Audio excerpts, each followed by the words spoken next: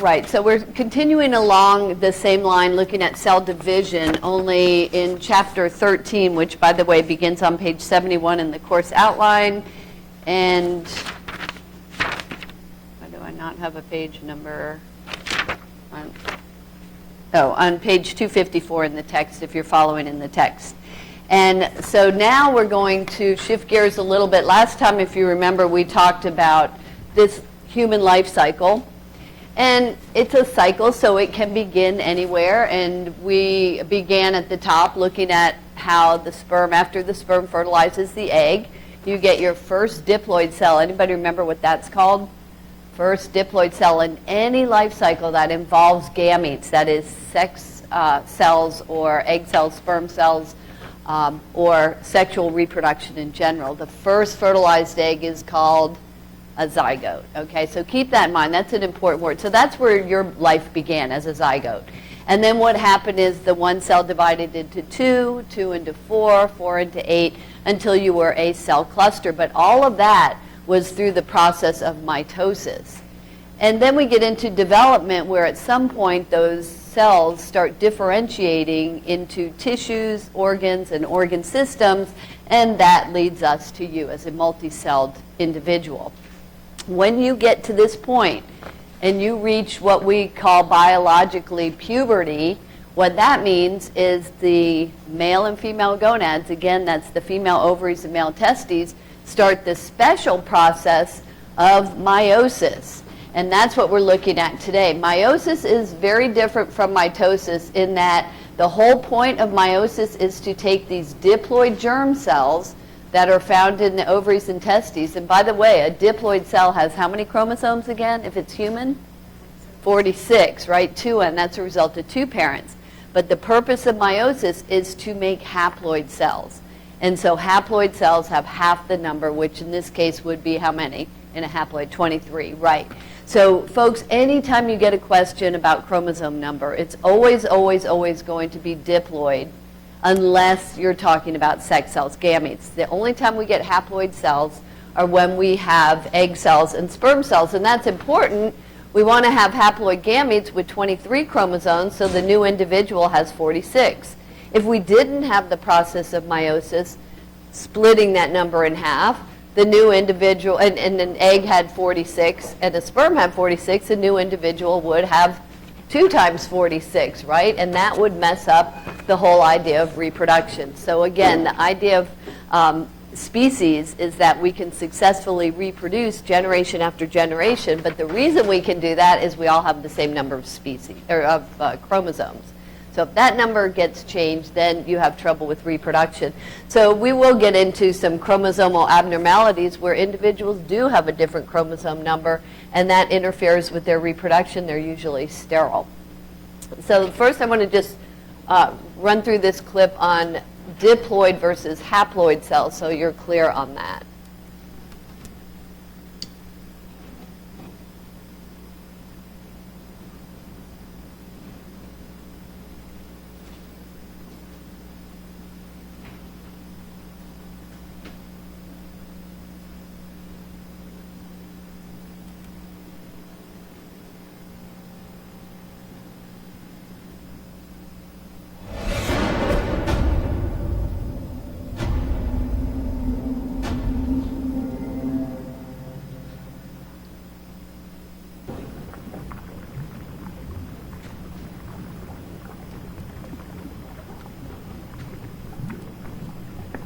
Cells that have 2 matching sets of chromosomes are referred to as diploid cells.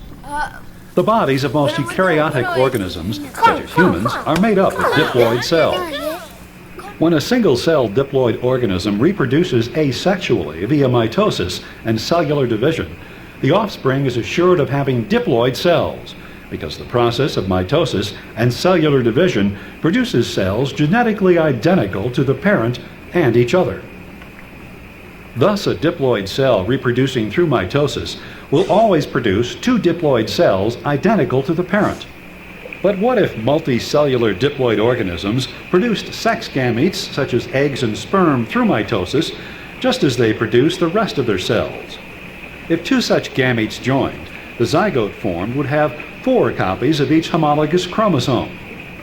The next generation of zygotes would have 8 copies, the next 16, and so on, each succeeding generation having double the number of chromosomes of the preceding one, until finally the number of chromosomes in the cells of each organism would become virtually infinite.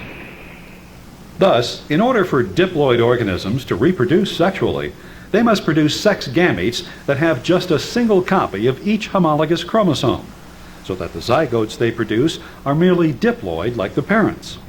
Cells like sex gametes, which have a single copy of each homologous chromosome in their nucleus, are referred to as haploid.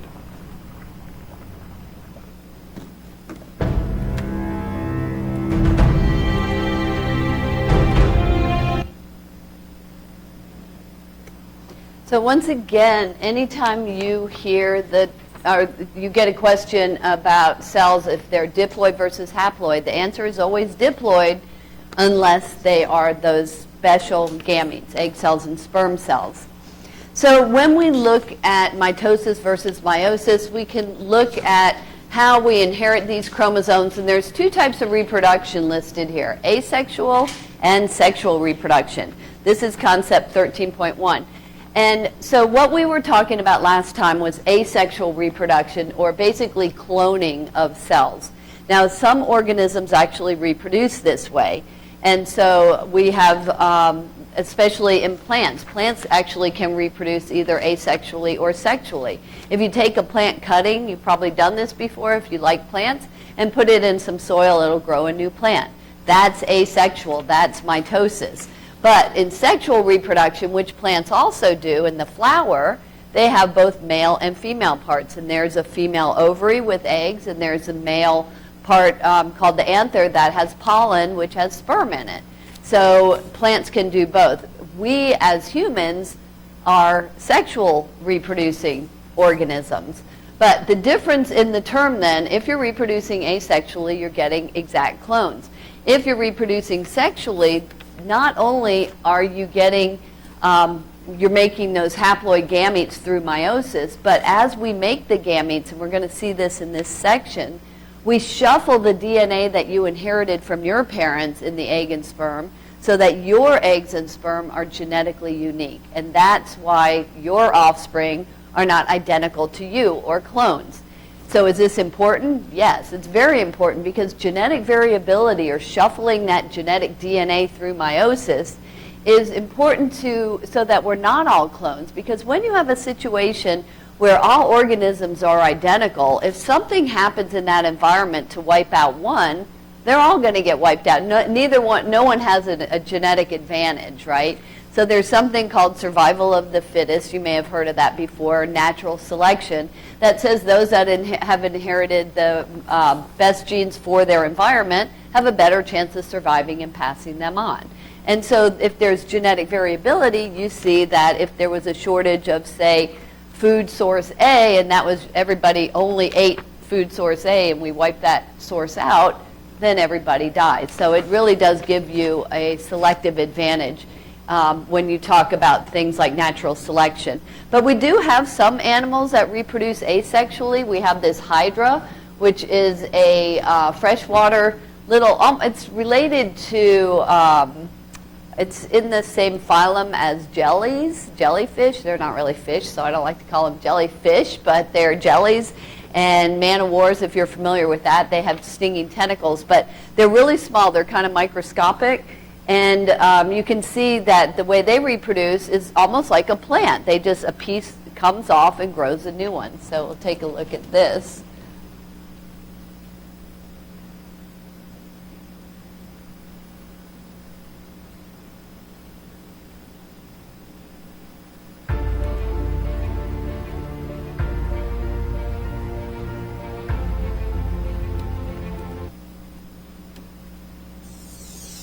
Budding in hydra.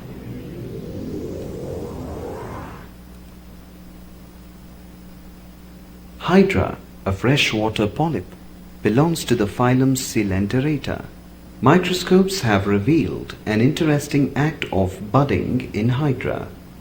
Budding is an asexual mode of reproduction which is accomplished quite rapidly.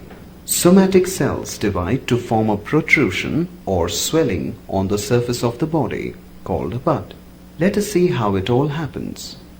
Nutrients accumulate at some point near the middle or in the lower half of the body. The cells of the epidermis and gastrodermis divide and form an extension called bud. Gradually the cylindron extends inside. Tentacles also appear as protrusions in the center of which the mouth develops. Once the bud attains a certain size, a constriction arises at its base and the little hydra starts feeding. Eventually the bud pinches off from the parent. It is said that the bud may help in separation by holding on to an object with its tentacles and then pulling itself away from the parent. So this asexual reproduction in animals is very unique. It's not too many animals that actually do that. So most reproduce only sexually like we do.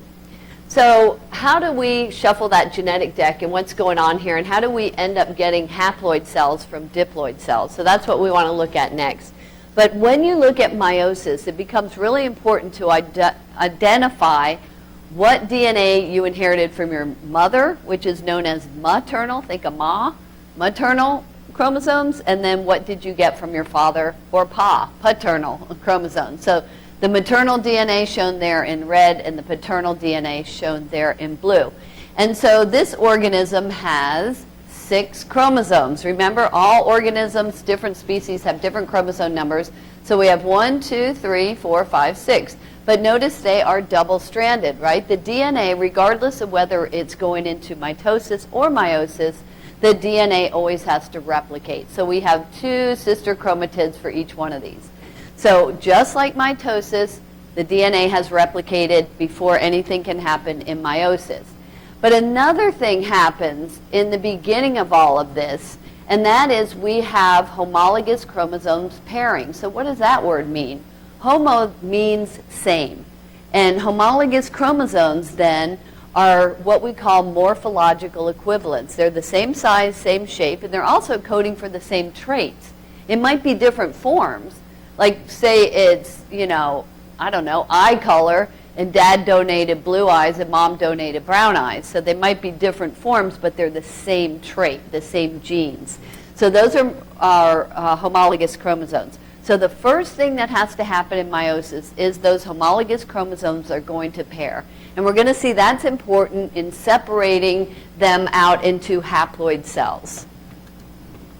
So concept 13.3 talks about meiosis reducing the number of chromosome sets from diploid to haploid.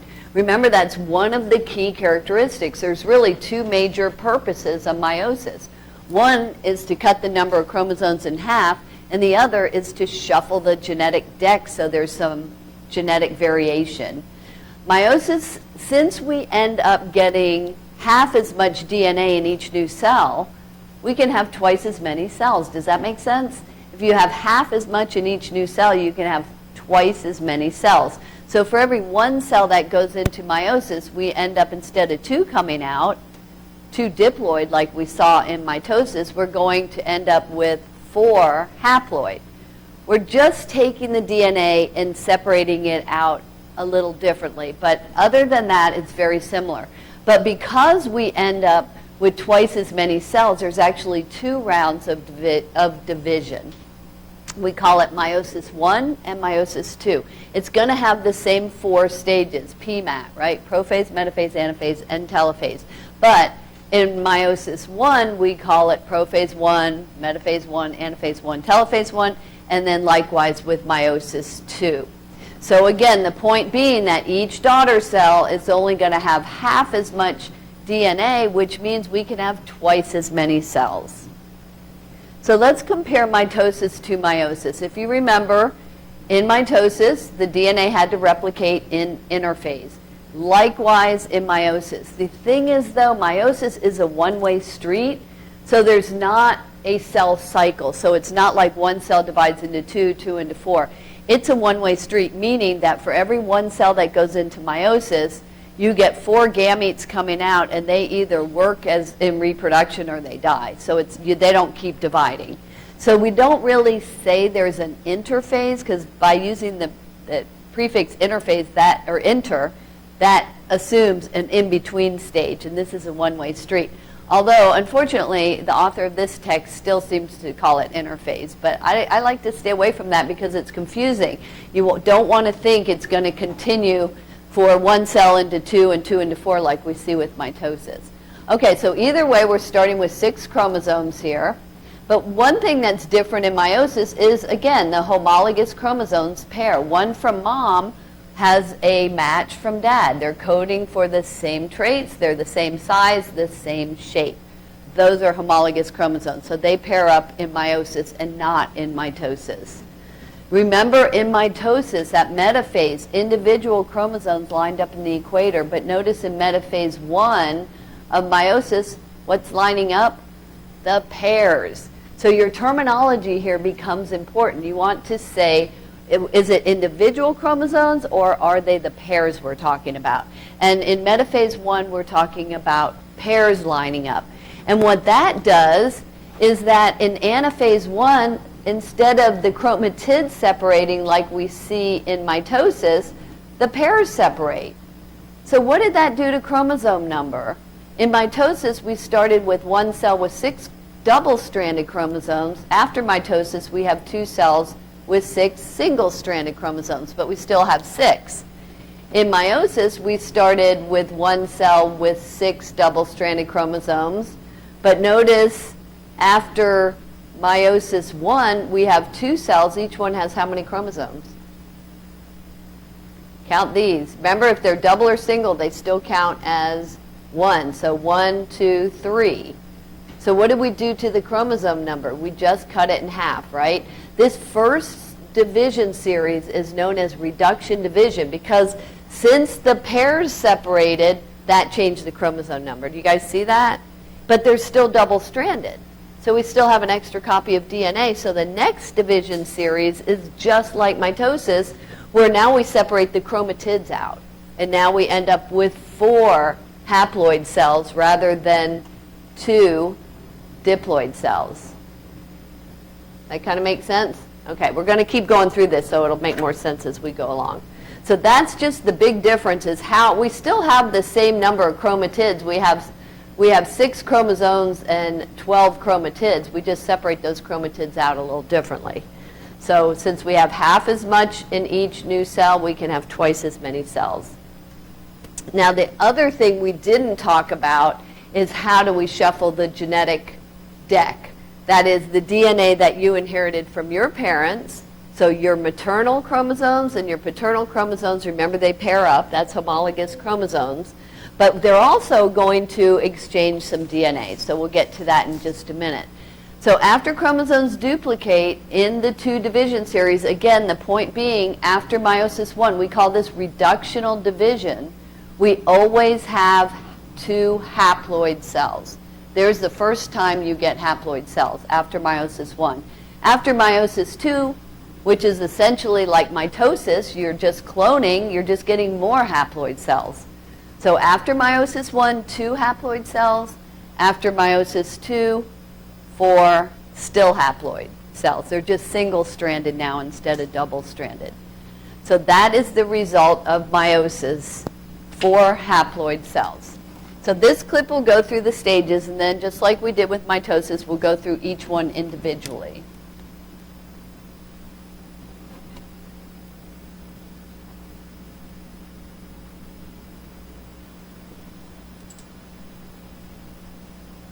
Humans produce gametes, eggs and sperm, through the process of meiosis. Here, we'll follow the production of male gametes by focusing on this cell as it goes through meiosis. Let's begin in the nucleus, where genetic information is stored in chromosomes. Most of a person's cells are diploid, with 2 sets of chromosomes. One set is from their mother, shown here in red, and the other set is from their father, shown in blue. Each maternal chromosome has a corresponding paternal chromosome. These matched pairs are called homologous chromosomes. During interphase, chromosomes are duplicated. Each chromosome now consists of two identical copies called sister chromatids. Zooming in, we see that each sister chromatid is made up of DNA wound around histone proteins. Each strand coils up into a tight helical fiber. As meiosis begins, a spindle forms and duplicated centrosomes start to migrate toward opposite poles of the cell. Back in the nucleus, the chromosomes are condensing. In meiosis, homologous chromosomes stick together in pairs. The close association of homologous chromosomes allows segments of non-sister chromatids to trade places. This recombination of maternal and paternal genetic material is a key feature of meiosis. After the spindle forms and the nuclear envelope breaks down, microtubules from opposite poles attach to each chromosome of the homologous pair, resulting in a tug-of-war.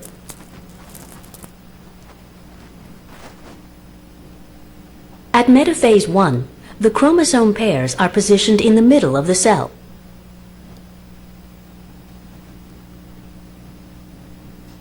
The next stage begins when homologous chromosomes separate from each other and move toward opposite poles. Each chromosome still consists of two sister chromatids.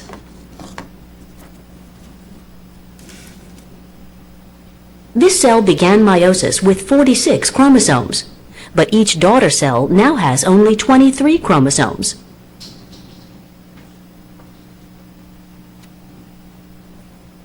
In meiosis 2, microtubules from opposite poles attach to the chromosomes, which then move to the center of the cell. Next, the sister chromatids separate, becoming full-fledged chromosomes that move to opposite poles.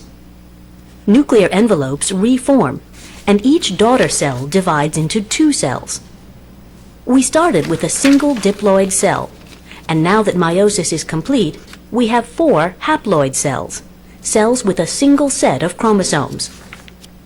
These haploid cells mature into gametes that can contribute to the next generation.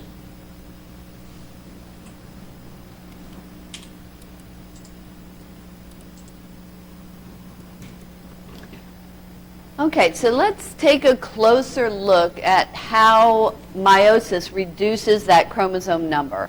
So remember, in interphase, they call it, again, interphase, which I kind of not totally agreeing with because it's not an in-between stage, but in the beginning, before these cells can divide, the DNA has to replicate. So that happens always before any cell can go into either mitosis or meiosis. But notice the DNA has replicated here. And then what happens is those homologous chromosomes will pair up, and remember in meiosis 1, the homologous chromosomes separate. That's where you get reduction division. That's where you get the chromosome number cutting in half. And then, since you still have an extra copy of DNA in each one, you still have 2 sister chromatids. In meiosis 2, the chromatids separate, and now you have twice as many cells, each one just like the original, or each one with half the DNA that the original one had. So we started with 1 cell with 2 chromosomes. We ended up with 4 cells. Each one has 1 chromosome. 4 haploid cells. We always have that. So I want to write this down. On the first page of your outline, page 71, there's a little sketch there that's really helpful. And I think, remember that when you get your scratch paper on your next test, and maybe jot this down. So remember, we're starting in meiosis with diploid germ cells. So we start out with germ cells. When I call them germ cells, these are the cells that are in the male and female gonads. So so we're going to look at cell number and chromosome number. Cell number and chromosome number. So we're going to start out with 1 cell that is diploid, 2N. And then we're going to see after meiosis 1, we have 2 cells that are diploid or haploid after meiosis 1. After meiosis 1, this is reduction division. This is when the homologous chromosomes separate, so they're going to be haploid. After meiosis 2, all we do is we get more haploid cells. 4, still haploid. That's why I say jot this down, because it's really easy to forget. This part's easy. 1 cell makes 2, 2 make 4. That's standard. But here we start with 1 diploid cell. After meiosis 1, we have 2 haploid cells. After meiosis 2, we have 4 haploid cells. So that number stays, chromosome number stays the same, but you get half in the first part. That make sense? Okay. So just keep that in mind as we go along, because we'll be getting into chromosome and cell numbers here in just a second. Okay, so we have 2 rounds of division in meiosis, meiosis 1 and meiosis 2. They both consist of those 4 phases: prophase, metaphase, anaphase, and telophase. And as we saw before, cytokinesis at the end. Remember, that's when the cytoplasm divides. So what happens in prophase 1? Lots of things happen in prophase 1. All the same kind of things happen in prophase 1 that happened in prophase of mitosis. And if you remember, in mitosis, 3 major things happen. That is, the chromosomes condensed, the nuclear envelope started breaking down, and the spindles formed. All those same 4 things happen. But in addition, very important, bolded here, 2 ways to shuffle the deck: synapsis and crossing over. Actually, they go hand in hand. Synapsis is when the homologous chromosomes line up, so one of mom's pairs up with dad's, and crossing over is when they exchange segments. So a piece of mom's gets switched over to dad's, and a piece of dad's gets switched over to mom's. Remember, we're taking the DNA you inherited from your parents, and now through this process going on right now inside your gonads, we're shuffling it around and then separating it out into your gametes. So the result of meiosis is you took your parents' DNA, shuffled it out, and redistributed it in your gametes. So first chance to shuffle the deck: synapsis and crossing over. Synapsis is when the homologous chromosomes pair. Crossing over is when they exchange segments. And here's how that works.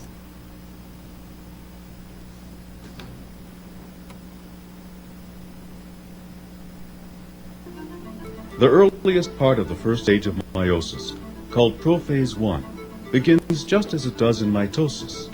Chromosomes form from chromatin, and these chromosomes contain DNA replicated during the preceding interphase. As prophase 1 progresses, 2 things happen in the germ cells that didn't occur during prophase in mitosis. First, the identical or homologous chromosomes form pairs with one another, so that the tall chromosomes find their mates, and short chromosomes do likewise. This pairing of homologous chromosomes during the first phase of meiosis is defined as synapsis.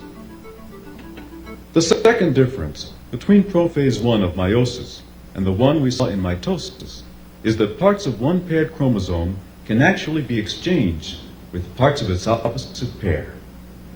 This process, called crossing over, is defined as the exchange of chromosomal material during synapsis and occurs only during the first prophase of meiosis.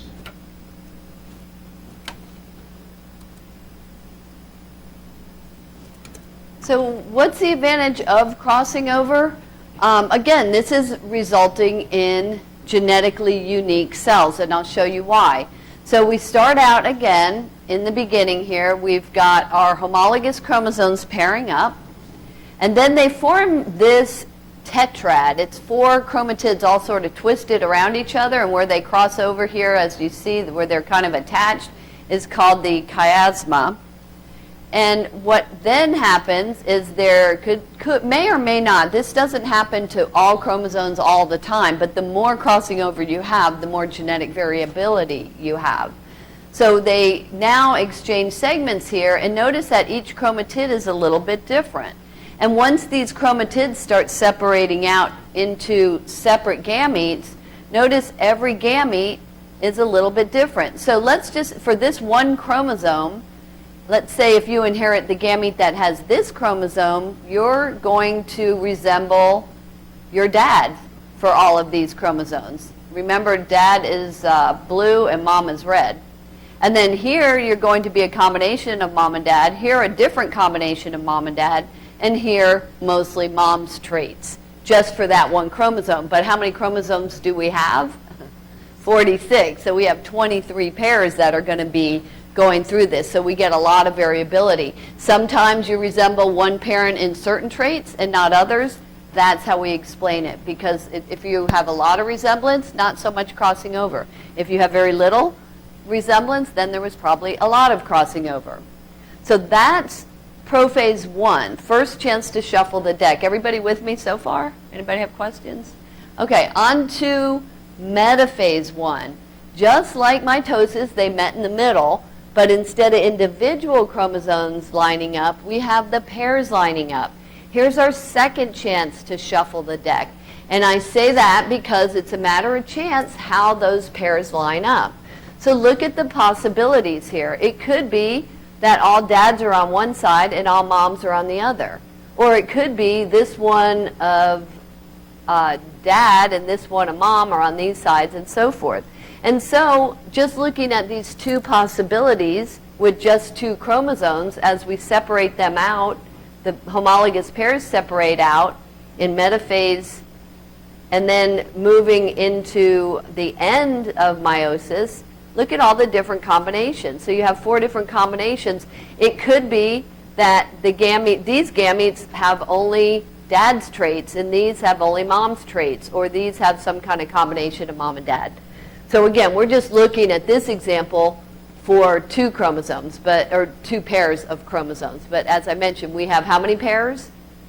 How many pairs? 23. That's be careful with that question too. If a question asks you about pairs, we have 23 pairs for a total of 46. But in meiosis, it's important to note the pairs, because when those pairs line up, 2 things. How they line up will shuffle the genetic deck, and also because they line up, it cuts the chromosome number in half.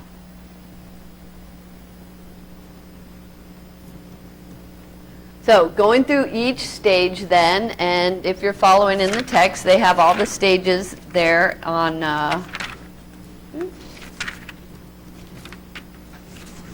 where did all the stages go? There they are. On page 260 and 261. And you can see, again, starting with prophase, what's already happened. The DNA has replicated, but what happens in prophase, just like in mitosis, the nuclear envelope disappears, the spindle starts to form, the chromosomes condense. But what other 2 things happen in prophase 1 to start our genetic variation? Process. Yes, exactly. Synapsis and crossing over, you got it. So that's what they're doing here. The homologous chromosomes have paired up, and they may or may not exchange segments. And then we get into metaphase. Important to remember, metaphase 1, what lines up on the equator? Not individual chromosomes, but the pairs line up. Pairs line up, pairs separate. So in meiosis 1, always use the word pairs. In meiosis 2, then it's all about the individual chromosomes. But meiosis 1, you're always dealing with pairs. So in anaphase 1, when the pairs separate, the result then would be 2 diploid or haploid cells after meiosis 1. There you go, 2 haploid after meiosis 1, exactly. And again, we do have cytokinesis forming at the end here, and now we have 2 haploid cells.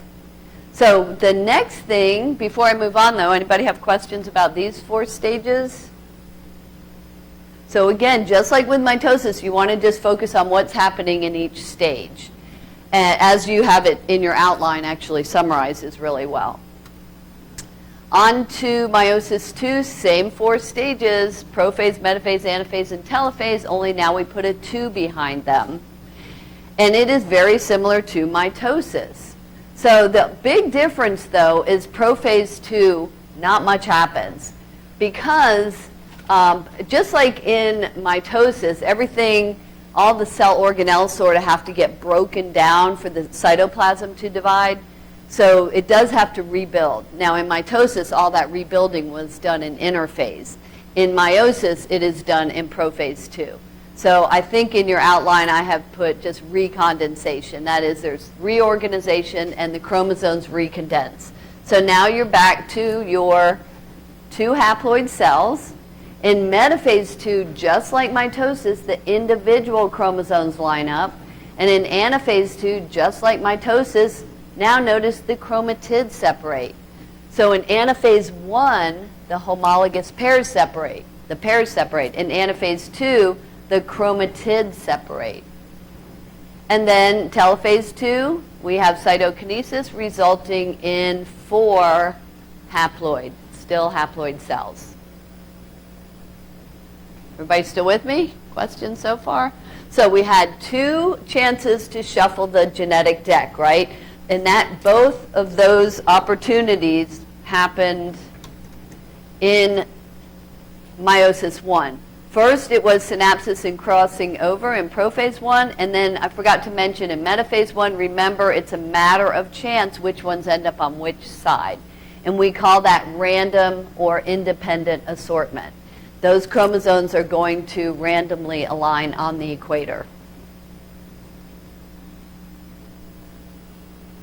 So to summarize, mitosis versus meiosis, as far as DNA replication goes, in mitosis, it occurs during interphase. In meiosis, it's saying during interphase, but again, I just remember it just happens before meiosis because this is a one-way street.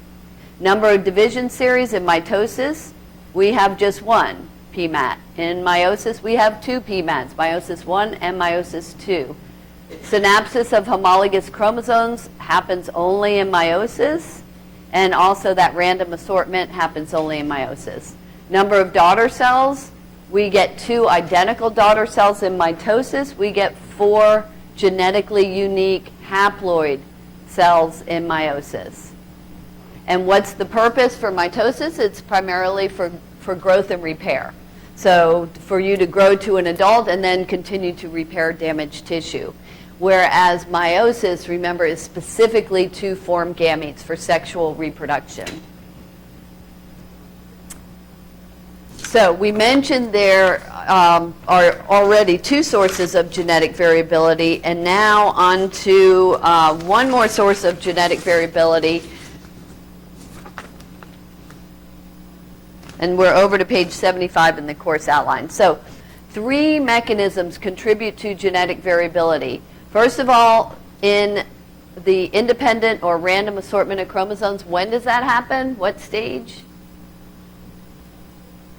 Metaphase 1, exactly, metaphase 1. So what met in the middle? The pairs met in the middle, but they line up randomly. So that's metaphase 1. Crossing over happened in what stage? Prophase 1, good. And then the third chance to shuffle the deck is fertilization. It's a matter of chance which egg and which sperm come together in fertilization. And that's why I said it's a one-way street. Once you form those gametes, they're either used in fertilization or they die. That's it. You don't continue for those to divide and divide.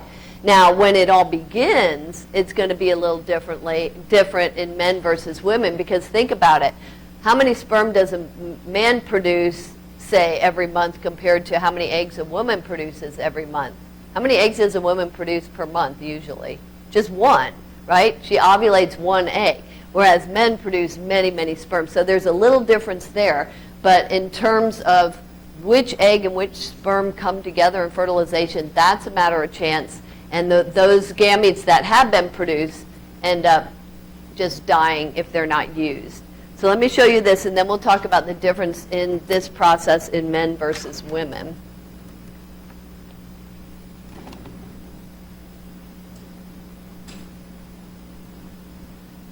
Genetic information is reshuffled during meiosis, producing genetic diversity in populations. A diploid cell contains 2 sets of chromosomes. The maternal set was contributed by the mother, and the paternal set was contributed by the father.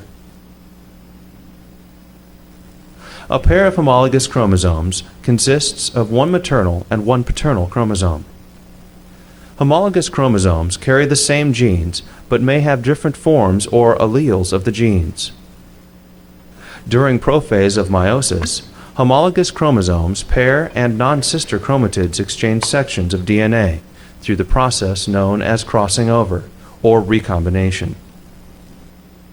The resulting chromosomes may now contain different combinations of alleles than were found in the chromosomes inherited from the parents. During metaphase 1 of meiosis, the maternal and paternal chromosomes of one homologous pair align independently of the maternal and paternal chromosomes of the other homologous pairs. The orientation of homologs in two different cells undergoing meiosis is shown. Genes that are located on different chromosomes undergo independent assortment because of the random alignment of the maternal and paternal chromosomes.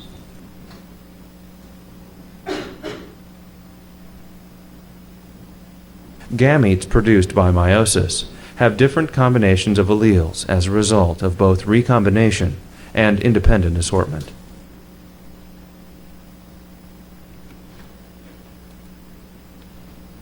So the letters used in that clip are really helpful to represent those different genes. So they might use the letter A to represent eye color, but big A might be brown eyes and little a blue eyes. So you can see it's the same, homologous chromosomes have the same genes, A, B, and C, but different forms. So we call one of those dominant and one recessive, which we'll get to when we get to genetics. So we'll come back to that. Okay, let's try this. So there's a little exercise, and questions like this will be on the next test on page 76, asking you, and use this little chart here to figure out what you have in terms of chromosome number and cell number. So I'll give everybody a minute to see if you can answer those questions.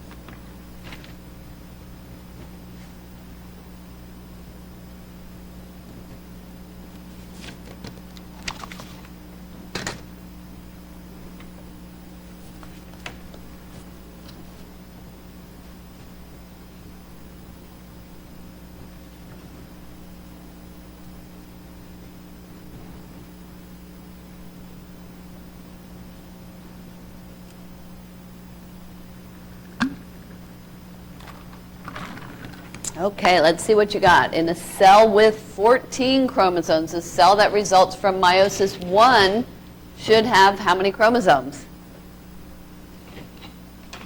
How many? There you go.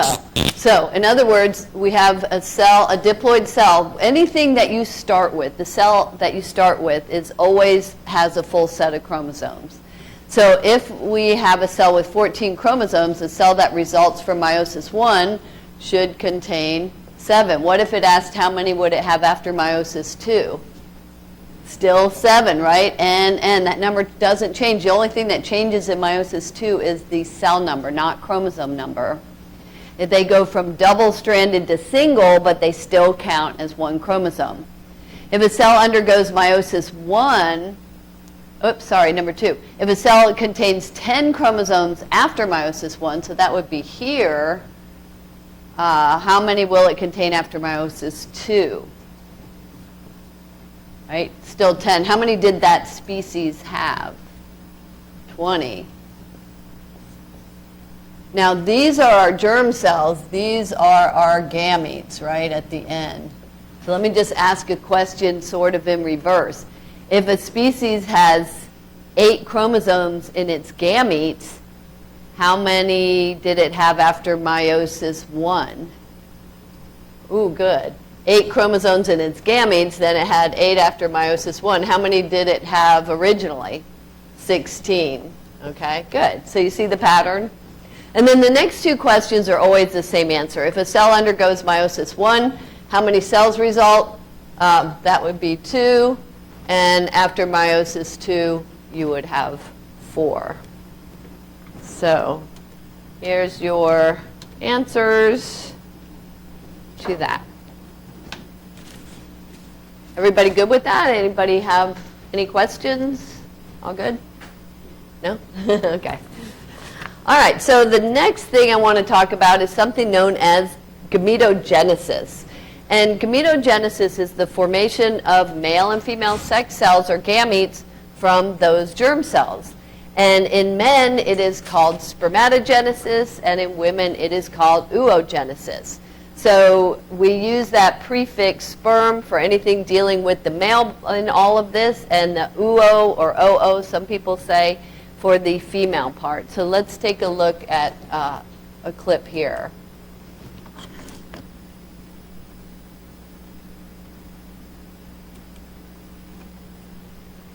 During spermatogenesis, a diploid male germ cell increases in size to become a primary spermatocyte. The primary spermatocyte undergoes meiosis and cytoplasmic division, forming 4 haploid spermatids.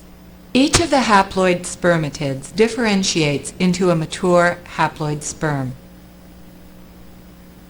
During oogenesis, a diploid female germ cell increases in size to become a primary oocyte. The primary oocyte undergoes meiosis and unequal cytoplasmic division to produce 1 haploid ovum and 3 polar bodies. The 3 polar bodies disintegrate. Only 1 functional gamete is produced.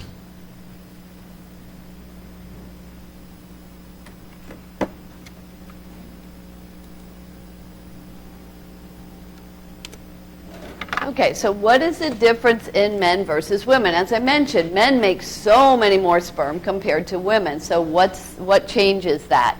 In a male and females, both start gametogenesis at puberty. And once it begins in a male, all the cells in his testes all start dividing by meiosis. And every one cell that goes in produces 4 functional gametes, 4 functional sperm. So when we look at spermatogenesis, when it's in meiosis 1, we call it a primary spermatocyte. When it's in meiosis 2, we call it a secondary spermatocyte. So secondary spermatocytes are haploid. And then at the end of all of this, we get the immature sperm known as the spermatid. These are still haploid. But before they can become functional gametes, they do have to mature into sperm, which means they have to develop that flagellum to get through the reproductive tract, to propel them through the reproductive tract of the female. And they also, something you might not know, have to develop an enzymatic cap. And that helps them penetrate the egg of the female of the same species.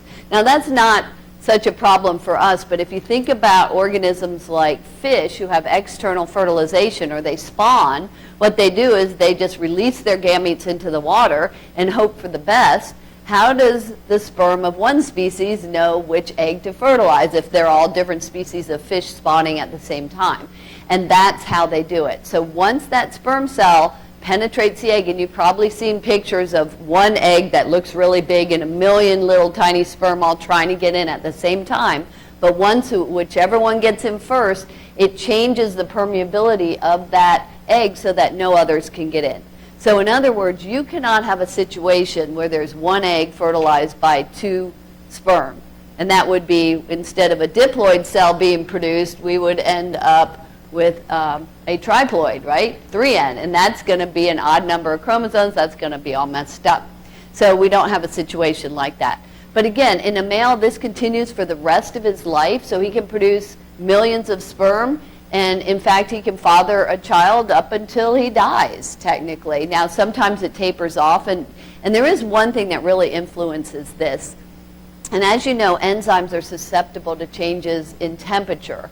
And so this has to happen at 2 degrees cooler than body temperature. So instead of 98.6, it has to be 95.6. So when a baby boy is born, he's born with his testes inside his body. And it's very important that they drop out into his scrotum so that keeps it cool enough for this process to begin. So if you have a baby boy, your pediatrician will be looking for that. And if it doesn't happen by the time he reaches puberty, he could be sterile. So usually it's no problem, it happens right away, but there's things that can make sure that that happens, because otherwise spermatogenesis is all going to be halted and he would be sterile. So along that note, and I'll just throw this out there because some of you may have heard that you can, if you have sex in a hot tub, that it's like birth control, because most hot tubs are hotter than 98.6, so it should put a halt to all of this. Well, not a good thing to go by, because it's certainly not any kind of guarantee on that. But they will tell you this: if you're having trouble conceiving a child, they'll tell the men to stay out of hot tubs because it does hinder it. And also, don't wear any clothes that keep the testes up close to the body. So in other words, they'll tell you to wear boxers instead of briefs, that sort of thing, just to keep this thing going. So it could inhibit it, but again, don't count on it for any kind of birth control. Now in females, it's very different. First of all, she is born with all her what are known as primordial follicles. In other words, her eggs that are in an arrested stage of meiosis. And they are actually in the primary oocyte stage. So here we start with the primary oocyte, which is a diploid cell. And once it gets into meiosis 1, we call it after meiosis 1, we call it a secondary oocyte. I was reading this wrong. And then after meiosis 2, you get the immature eggs. But here's the big difference. Notice the first cell division. So this primary oocyte divides, but there's unequal division. Only one of the secondary oocytes gets enough cytoplasm to actually function. And the other we call a polar body. So that doesn't work anymore as an egg. Then the secondary oocyte goes into meiosis 2, where it becomes an ootid, and there's only, again, one that gets enough cytoplasm to function. And that's why she only has one egg. For every one cell that goes into meiosis, she only gets one functional egg. Now, normally then what will happen is, because a female is under the influence of 4 different hormones that fluctuate roughly on a 28-day cycle, right? So there's estrogen, progesterone, and a couple of pituitary gland hormones. So they fluctuate on a 28-day cycle, and it's only when all those hormones get to a particular level that one cell in one ovary is initiated to go through and finish meiosis. So that's why she should only ovulate one egg every month from one ovary and then alternating the other ovary. That's how it normally works. But every now and then, she might release an egg from both ovaries, and if both of those eggs are fertilized, is she going to have identical or fraternal twins? They're 2 separate eggs and 2 separate sperm. Are they going to be identical? No. So that's where fraternal twinning comes in. Identical twin is 1 egg, 1 sperm, but it happens during mitosis after the zygote is formed. So the original zygote is formed from 1 egg, 1 sperm, and then that zygote starts dividing, and for whatever reason, that cell cluster, the embryo, splits, and so the only difference is it has to just divide twice as much to form 2 individuals instead of 1. But that's identical twinning. But again, and then if a female's on fertility drugs, what those drugs do is cause her to release a lot of cells at any given time. So that's why she can have multiple births, and that's pretty common if you're on fertility drugs. So this continues not for the rest of her life, right? It continues until those hormones levels all change out again. They kind of drop off, everything stops, and what's that called in her life? Menopause, right? And so a female has a particular reproductive lifespan that she can conceive, whereas a male, as I said, technically could conceive for the rest of his life. So if you take birth control pills, what those do is they keep those hormone levels up throughout the whole month until 1 week that you go off of them, you can menstruate. That is, you release the uterine lining, which has been building up, preparing for a pregnancy. So you still menstruate, but it keeps the hormone levels high enough that you never ovulate, you never release an egg. At least, knock on wood, right? It's 99.99 something effective. It's very effective, but that's how that works. So anybody have any questions about any of this for me? No? All right. So if there's no questions, let's try this quiz.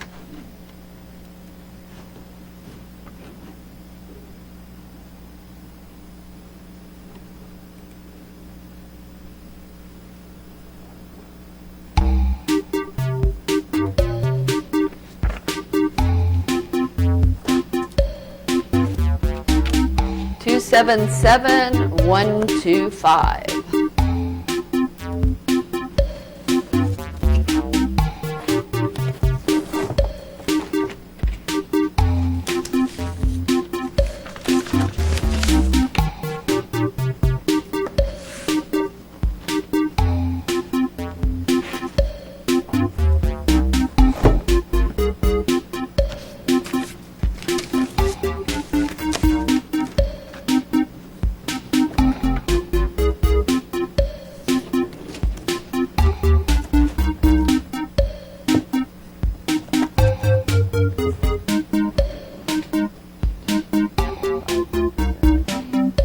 Anybody still logging on? All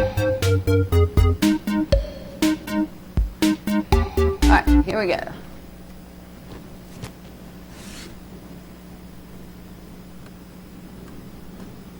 So these questions are going to be asking about the stages of meiosis. So what stage do homologous pairs of chromosomes separate? The pairs separate here.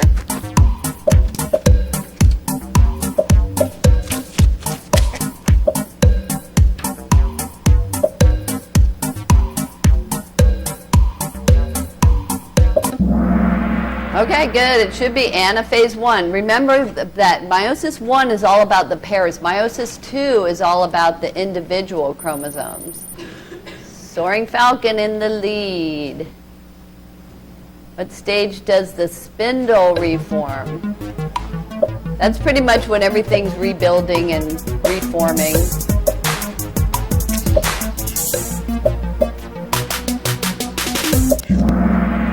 Okay, that should be prophase 2. So not a lot happening there except everything's, like I said, rebuilding and reforming. What stage do the sister chromatids separate? Talking about chromatids now, not pairs, chromatids.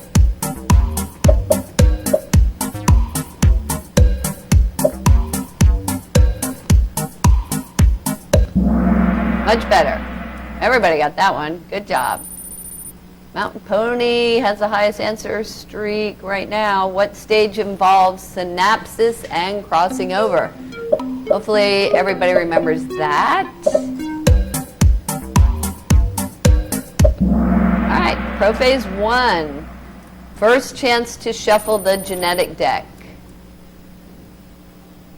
What stage involves independent assortment of chromosomes?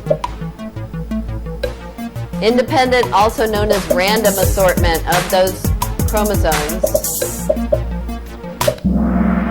All right, metaphase 1, good job. Again, all of the genetic diversity happens in meiosis 1, except for fertilization. What stage do the individual chromosomes? So now we're talking individual chromosomes lining up at the equator.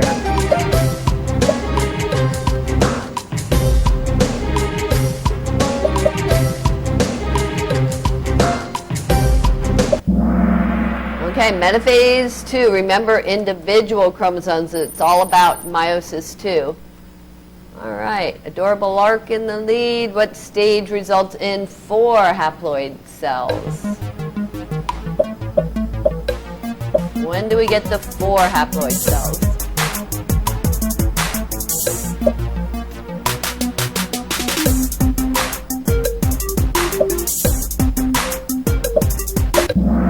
All right, telophase 2. Remember at the end of meiosis, that's when you get the 4 cells. You get 2 after meiosis 1 and 4 after meiosis 2. What stage results in 2 haploid cells? I just told you the answer to that.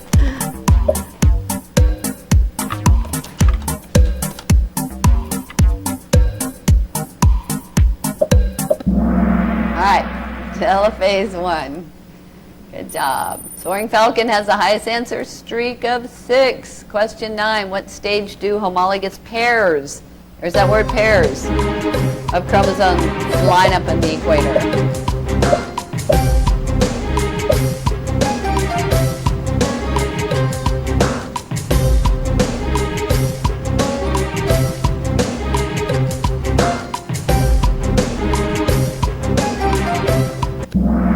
All right, metaphase 1, good job. Soaring falcon has the highest answer, streak so far. If a cell has 8 chromosomes, how many will it have after meiosis 1? I have the picture still up on the board.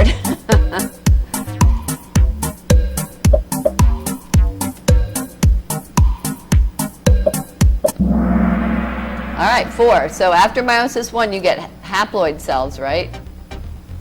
And there you have it. Good job, folks.